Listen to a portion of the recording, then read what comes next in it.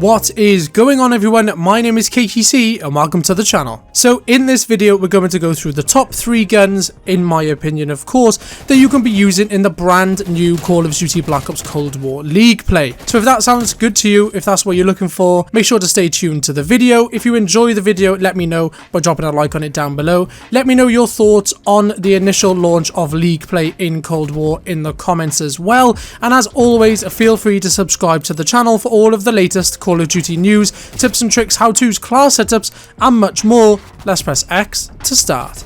Ladies and gentlemen, the time has come. League play has finally been launched on Black Ops Cold War. A very, very nice sight for those metaphorical sore eyes. I know a lot of fans have been waiting for League play to release on Cold War. And here it is. I'm not going to go into how it's launched because that's a whole video in itself. If you want to see that, maybe let me know down in the comments below. I don't think the launch has been great personally, but I am welcoming League play. And I think it's pretty fun. The 4v4 does seem to work pretty well on Cold War. I quite like it. I am a fan of this League play. I'm not a fan of how the ranking system works. I think that's overcomplicated. I'm not a fan of how you can rank up levels and what division you've been put in and how that works. I would like to know their matchmaking system and how they're ranking players, but again, that is a video for itself. So today we're just focusing on the 3 best guns that you can be using in the League play at the moment. And without wasting any time, let's start off with the XM4. Now, a quick disclaimer before we go into this video: I'm not a professional Call of Duty player. I'm just the average Joe who enjoys playing, and these are the class setups that I've kind of worked out and they work for me. There's some things that you could do differently if you wanted to really min-max the experience. So before we go into any of the actual attachments, I just want to let people know that I'm using the wildcard gunfighter. This will unlock 3 additional attachment slots for your primary weapon. If you were really sweating it out, you wanted to get the most out of your class setups, it would probably be more beneficial to use Lawbreaker, where you could equip any weapon class in either slot, so basically have overkill, or you could equip multiple perks from one perk category, and it would be better to have tac mask, flak jacket, and then most likely ninja on. So by using gunfighter, I'm already not min-maxing. I'm just playing to enjoy the game for what it is, and it's really fun to have 8 attachments on your weapon at the same time. So despite being fun, obviously having 8 attachments on one weapon does mean there's more to go through, so I'm not going to go into massive detail on why I'm using each and every single attachment, and I will point out the 3 attachments that I think you could probably get rid of if you didn't want to run the gunfighter wildcard, and just give you the 5 more important ones. So it comes as no surprise that the XM4 is one of the best guns that you can be using in League play at the moment. It's extremely versatile, it does decent damage, the fire rate is good, and it's pretty easy to use. The recoil is relatively manageable. So let's start off with the XM4. And we're going for the Micro Flex LED. This is by far the best optic in the game. Wide view angle, small red dot sight. Can't complain about the Micro Flex LED. Next up, we have the Infantry Compensator. Now, for the first, I think it was the first 24 hours of League play was out, you could actually use the silencer. They then updated the playlist and took them out. So you've got a choice between the Infantry Compensator and a muzzle brake, and the added vertical recoil control from the Infantry Compensator does negate that horizontal recoil control loss that it gives you, so that's why it's on there. For the barrel, we've gone for the 13.7 inch Ranger barrel, which is going to give us 100% bullet velocity and will make up for some of the losses on the aim walking movement speed with the other attachments. So the steady aim laser here, you don't really need this. This is one of the ones you could take off if you wanted, but we've got 8 attachments and it's the only one you can pick from that slot. Moving on to the underbarrel, we have the Field Agent Grip, horizontal recoil control and vertical recoil control. It is going to take away some shooting move speed, but again, we'll make up for that. You could swap this out for the SFOD speed grip, sprinting move speed and horizontal recoil control.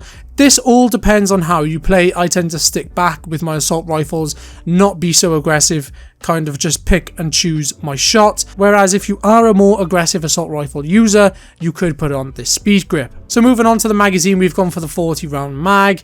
It is going to give us more ammo and it's not going to take away some aim down sight speed. It's going to slow it down slightly, but we're not really going to notice much of the reload quickness. Moving on to the handle, we're going for the airborne elastic wrap. This is going to give us some aim down sight speed bonuses, flinch resistance, and it's going to let us drop shot people if you want to. It is going to take away some shooting move speed, and it is going to take away some sprint to fire time. But to make up for all of that, we're going to put on the Raider stock, or the Raider pad stock. This is going to give us plus 30 sprint to fire time and plus 40 aim walking movement speed, and it's going to take away some hip fire accuracy, but we've already made up for that with the steady aim laser. And if you had to choose the 5 attachments, I would probably go for the optic, the muzzle, the barrel, the underbarrel, and then the magazine, and I would take off the steady aim laser, the wrap, and the stock, and just keep it nice and simple. And if you were finding the aim down sight speed pretty slow, you could swap out the barrel for the handle just to gain some aim down sight speed back. But that is my 8 attachment M4 class that I'm running in League play at the moment. So moving on to an SMG class, we've gone for the AK74u. Does that come as a surprise? Absolutely not. It is by far the most superior SMG in the game, in my personal opinion. If you don't agree, let me know down in the comments below. But the AK74u is just so good.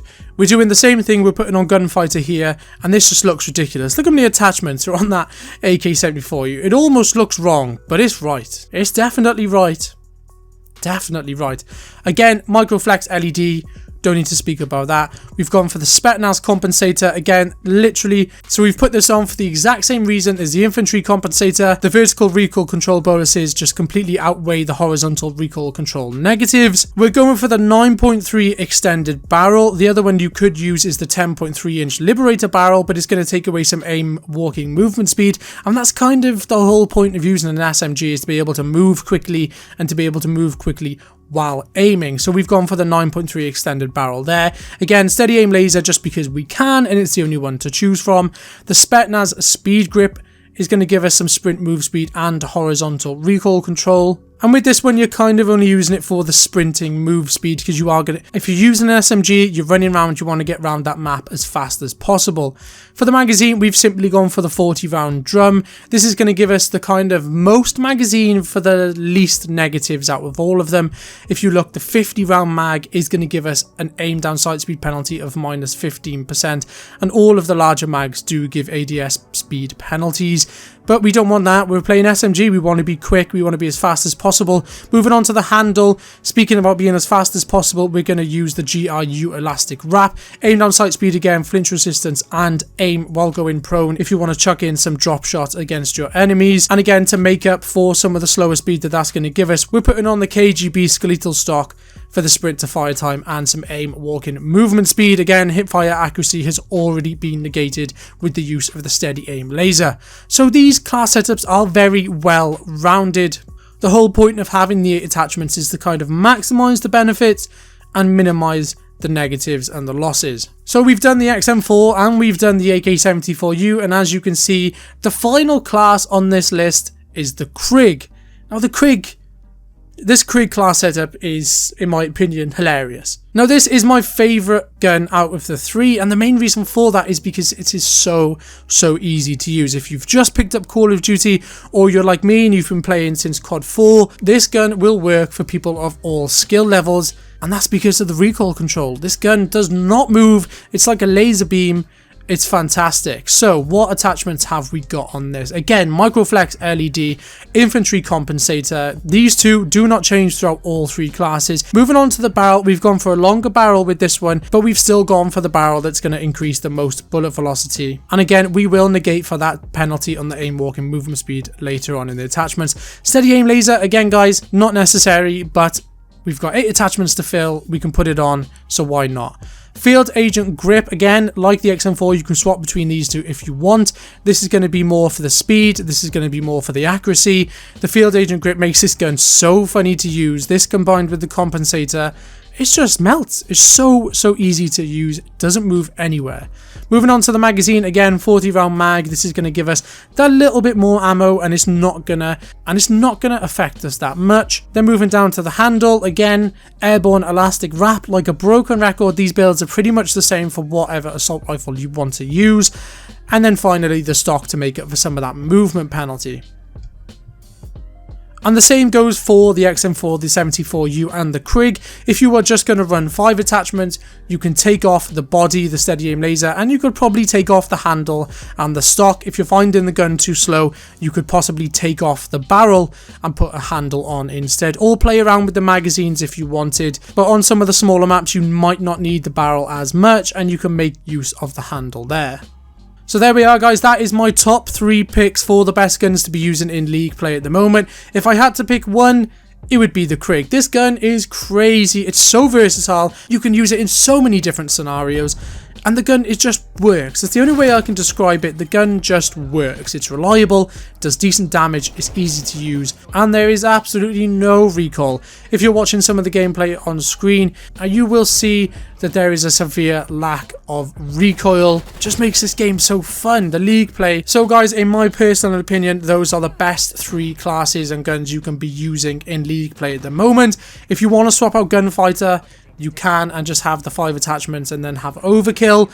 Entirely up to you, depends on how you play. If you wanted to have a sniper and a sub, or an AR and a sub, of course, those would be viable class setups as well. If you want to see anything like that, please do let me know down in the comments below. I'll be happy to make a sniper one or an overkill class setup. And on the note of the comments, if you don't agree with some of the class setups, let me know down in the comments below as well. We'll just have a discussion about it, see what the best class setups are going forward. If you enjoyed the video and found it helpful, let me know by dropping a like on it down below. And as always, feel free to subscribe to the channel for all of the latest Call of Duty news, tips and tricks, how-tos, class setups, and much more.